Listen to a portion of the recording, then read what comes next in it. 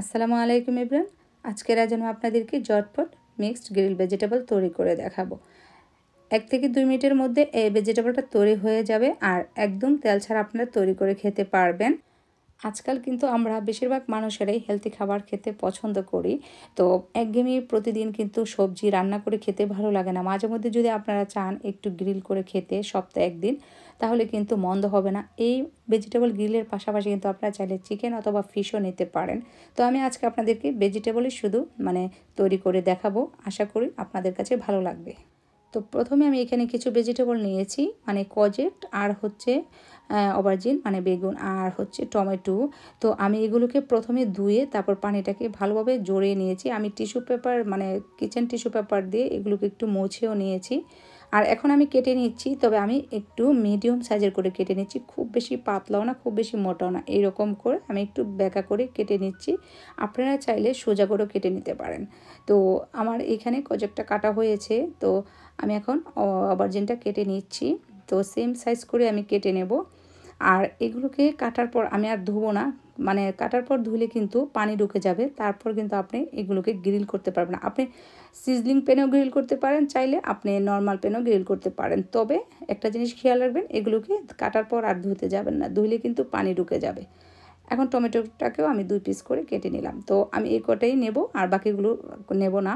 তো এখন আমি এর উপরে সামান্য লবণ ছিটিয়ে দিচ্ছি। তবে লবণটাও না দিলেও হয়, আপনারা চাইলে পরেও গ্রিল করার পরেও লবণ উপরে দিয়ে খেতে পারেন। আর সামান্য ব্ল্যাক পেপার ছিটিয়ে দিয়ে দিচ্ছি। তো এই দুটোই আমি দেব, আর কোনো কিছু উপকরণ দেব না। তো আমি একটু আলতোভাবে মিক্সড করে নিলাম। এখন আমি সরাসরি এগুলোকে গ্রিল করার জন্য চুলায় চলে যাব। আর আমি চুলার মধ্যে আগে থেকে একটা সিজলিং প্যান বসিয়ে রেখেছি। আপনার সিজলিং প্যানের পরিবর্তে আপনারা চাইলে নর্মাল প্যানের মধ্যেও করতে পারেন। তবে এটাকে ভালোভাবে গরম করে নিতে হবে। আমি 5 থেকে 7 মিনিট চুলাটা অন করে রেখেছি, আর এটা ভালোভাবে কিন্তু গরম হয়েছে। তো এই পর্যায়ে এসে আমি এই কিছুটা দিয়ে দিলাম কজেক্ট। তো কজেক্ট দেওয়ার পর 1 থেকে 1.5 মিনিট পরে কিন্তু এটাকে উল্টিয়ে দিচ্ছি। আমি টোটাল আমার 2 মিনিট লেগেছে এই ভেজিটেবলগুলো হতে। আমি এই ভেজিটেবলগুলোকে খুব বেশি সিদ্ধ করব না, জাস্ট 2 পাশ একটু ভালোভাবে হলেই হবে। তো এই ভেজিটেবলগুলো কিন্তু একটু কচকচা টাইপেরই থাকে, খেতে অসম্ভব মজা। তো দুনো পাশে কিন্তু হয়ে গিয়েছে, আমি এখন উঠিয়ে নিচ্ছি। আপনারা চাইলে সামান্য একটু তেল উপরে দিয়ে তারপর কিন্তু আপনারা চাইলে এভাবে করে হালকার মধ্যে ভেজে নিতে পারেন। এখন আমি এখানে এই বেগুনগুলোকে দিয়ে দিলাম, আর টমেটোটাও পাশে দিয়ে দিচ্ছি। তো এখানে কিন্তু আমি মাত্র অল্প কিছু ভেজিটেবল নিয়েছি। আপনারা চাইলে ব্রোকলি, তারপরে অনিয়ন, তারপর ক্যাপসিকাম ওগুলোও দিতে পারেন। আপনার হাতের কাছে যেসব ভেজিটেবল থাকবে সেটা দিয়ে আপনারা তৈরি করে খেতে পারেন। তো এভাবে করে আমি সবগুলোকেই গ্রিল করে নেব, তারপর আমি পরিবেশন করব।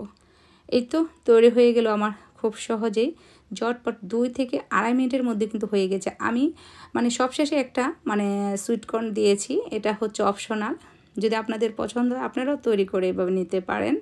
তো খুবই টেস্টি হয়েছে এই ভেজিটেবল গ্রিলটা। আর উপরে আপনারা চাইলে অলিভ অয়েল এক্সট্রা যে ভার্জিনটা আছে সেটা দিয়ে আপনারা খেতে পারেন।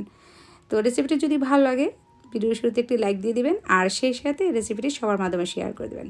তো এখানেই বিদায় নিচ্ছি। আল্লাহ হাফেজ।